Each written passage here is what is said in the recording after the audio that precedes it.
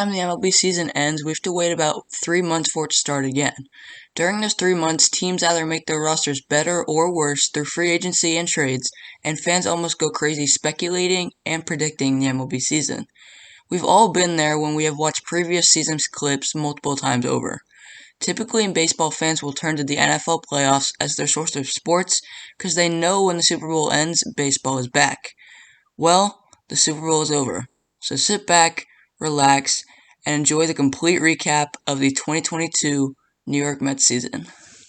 Guys, please like, comment, and subscribe. I spent a bunch of work on this video, and I really hope you guys enjoy it, so let's get back to the video. Coming out of spring training, the Mets were projected to finish the season in many different ways, with the most crazy being Bleacher Report projecting the Mets to finish just 76 and 86, a whopping 10 games under 500. The other projections were not too promising either. The highest record projection they had was 88 wins and 74 losses, which is not bad by any means, but it certainly left many Mets fans wondering if another offseason was wasted under Mets owner Steve Cohen. Speaking of the Mets offseason, why don't we cover that for a minute? The Mets signed 3 of the best free agents in one day: Starling Marte, Eduardo Escobar, and Mark Canha, if you didn't already know, Adam Ottavino, and they trade for starting pitcher Chris Bassitt from the Athletics. And, oh yeah, I forgot to mention that they also signed Max Scherzer. 3-time Cy Young winner and 8-time All-Star Max Scherzer. Steve Cohen had done it again. Wow, it would be really cool if they had re-signed some of their internal guys. Well, maybe next year. You want to know a fun fact? Tyler McGill was the Mets opening day starter in 2022. Did anyone else not remember that? He also started a game in April that would end up being the second no-hitter in Mets history. He struck him out! 5 Met pitchers combined for the second no-hitter in New York Mets history. Some great Mets moments in April were Francisco Lindor homering from both sides of the plate on April 15th, Jeff McNeil homering on his birthday on April 8th, and Pete Alonso hitting his first career grand slam on April 9th. When the Mets came back and got a win on April 25th against the Cardinals, it put them already 8 games above 500 with a 13-5 record, and was the first of 2 amazing early season comebacks. The other would come against the Phillies on April 5th, just 7 days after no-hitting them. Side note, the Mets really killed the Phillies last season. They went 14-5 against them, including some of their most memorable wins of the season. Well, I guess the regular season doesn't matter. 3-2 from Garcia. Realmuto shoots one in the air the other way. Back goes Tucker at the wall. It's gone! Realmuto starts the 10th with a go-ahead shot. Well, we'll get to that later. Back to the game. In the 9th inning, the Mets were down 7-1, and they would end up scoring 7 runs in the inning in Philadelphia to force the Phillies to bat, with Edwin Diaz shutting them down after that. Speaking of Edwin Diaz, what a season he had. Diaz had by far the best season in his career, going 3-1 with 32 saves and an amazing 1.31 ERA. He would end up winning the Reliever of the Year award, and he really deserved it. Anyway, let's get to some of the best comments I've ever heard announcers make. You know what the nice thing is about scoring early? What's that? This is what? Bottom of the 8th inning? Mm-hmm. Have we heard any "Let's go Mets" chants yet? He said this game's over. They just don't know it yet. I mean, it's just stunning what happened. Stunning. There's no, words, are hard. It's hard to describe something like this. It's an absolute stone-cold disgrace. On the back of that great win, the Mets steamrolled through the rest of May, finishing the month with a 34-17 record. By this point, many Mets hitters were having great seasons, but unfortunately some were not. This season would see the end of longtime Mets Robinson Cano and personally one of my favorite players, Dominic Smith. They both had very rough seasons, and there were not really any spots for them on the team anyway. June was the Mets' hardest month on paper by far. They had to play the Dodgers, Padres, the Angels before their 11-game losing streak, and the Brewers before they collapsed, all back-to-back. It seemed like this would be the test to see if the Mets were legit, and they went 7-6 in these 13 games. They kept their semi-mediocrity through the rest of the month, going 13-12. 4 of those losses in June, though, featured the Mets getting flattened by the Astros army that would go on to win the World Series, so I guess I expected that. Some highlights from May and June, not already mentioned, are Pete Alonso homering twice in a game, again against the Phillies, and Nick Plummer saving the Mets in multiple games. The middle of June had the All-Star break, where Pete Alonso, Jeff McNeil, Starling Marte, and Edwin Diaz all got spots.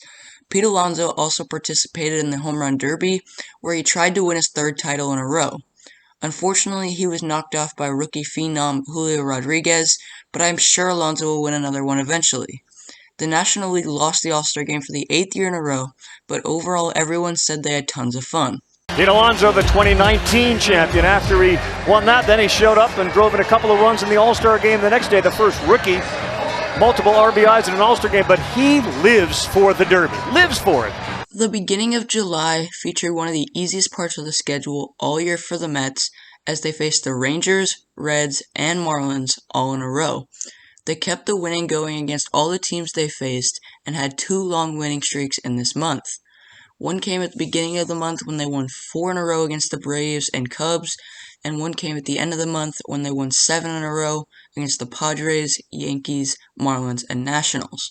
Fun fact, on July 13th, I was at a Mets game, a present from my dad, when they won 7-3 against the Braves at Truist Park. I was there during the Mets win on July 26th in New York as a birthday present from my mom. Here's some footage from that.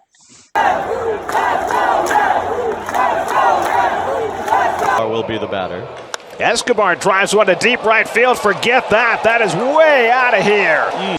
This is the point in the video where I want to talk about the guys that did not play every day, but still delivered so much to this team. Going through the footage for this video, I did not realize how many guys contributed to the team in 2022. Guys like Patrick Mazeika, Nick Plummer, Luis Guillorme, David Peterson, and Tomas Nido all played integral parts to this Mets team at some point during the season, and this is called the next man up mentality that the Mets had all of last season. If you don't know what the next man up mentality is, then go back to my video all about it. For us, it's always been kind of that next man up mentality. Overall, the month of August was one of the Mets' best months.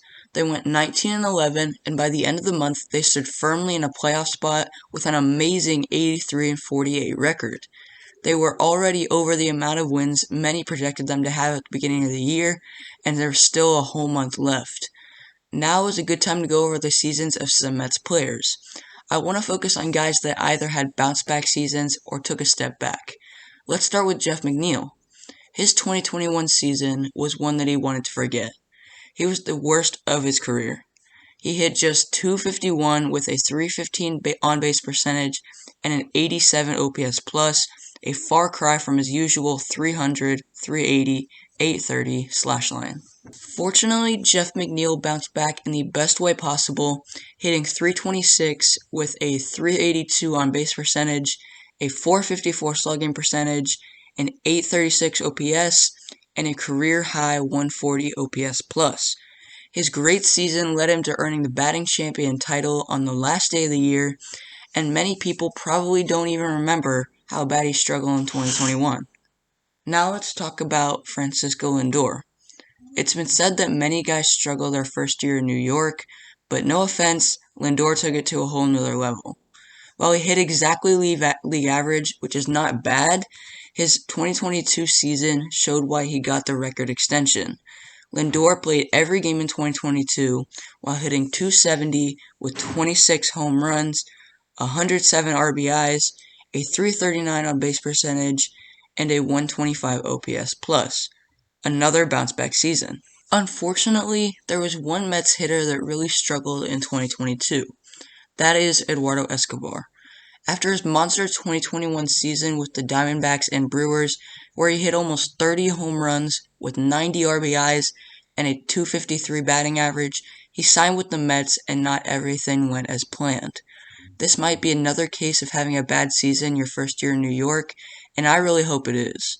In 2022, Escobar hit .240 with just 69 RBIs, a .295 on-base percentage, and just a .726 OPS. But when he got to September, he flipped a switch. You walk him? Yeah, right. Escobar hits one deep to left. Blade goes back, takes a look, and it's out of here. Flyer in his career. And Eduardo hits one on the ground. Base hit into right field. Nimmo scores. Here comes Alonso. Anderson's throw is offline, and the game is tied. And Eduardo punches one through the hole. Base hit. Here comes Lindor. Bleday with the throw to the plate. Lindor is safe, and the Mets win it. It's the month of Escobar. I have not really mentioned the rest of the NL East division at all. That is because in May and June, the Mets had a 10-game lead in the division and let it slip away. But by the beginning of September, the NL East division was as tight as it could get. On September 1st, the Mets had a 3-game lead against the Braves in the division. This lead had been swaying all of August, and they really had just recently got the division back. 10 games into the month, the Mets were 5-4, and their lead had shortened dangerously. Now they only had a 0.5 game lead instead of a 3-game lead, and they were not playing their best baseball. They somehow held the division lead after getting swept by the Cubs at home, but they were not fazed. 2-2. He struck him out, and the ball game is over. For the first time since 2016, the 2022 New York Mets will be going to the postseason. After that, they won 6 in a row and clinched a playoff spot behind the red-hot rotation and Eduardo Escobar. Somehow, the Braves managed to hang in there and were only 1 game behind the Mets at this point. Well, 4 days later, after the Mets beat the Athletics, they had stretched their lead to 2.5 games with just 10 games left to play. Everything was looking good, until it wasn't. The Mets got swept by the Atlanta Braves this past weekend, and now their hopes of clinching the NL East seem to be a bit of a pipe dream. The Mets went into Atlanta 1 game up, and they came out battered and bruised 2 games down.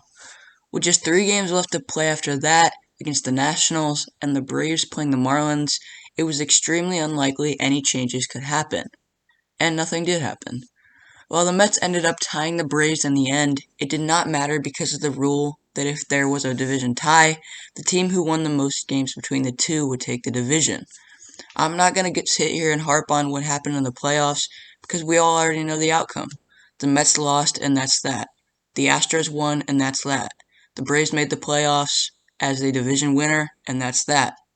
Besides, the Mets had one of the best seasons in their history last year, with many players contributing. They were actually winning.